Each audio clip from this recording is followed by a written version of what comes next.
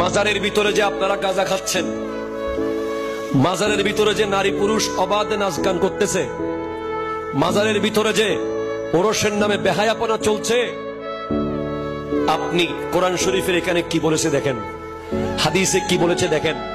3 দিনের আলটিমেটাম দিলাম, 3 দিনের মধ্যে এই কাজ বন্ধ না করলে আমরা পরবর্তীতে প্রশাসন নিয়ে আসব।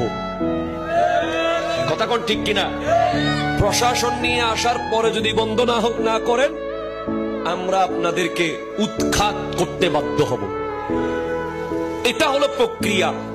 এখন আপনি হঠাৎ করে লাঠি সুটা লইয়া ওরে মাজারের দেয়াল, মাজারের পিলার, মাজারের জালি, মাজারের বাউন্ডারি ওয়াল, এগুলো তো গাঁজা খাই নাই।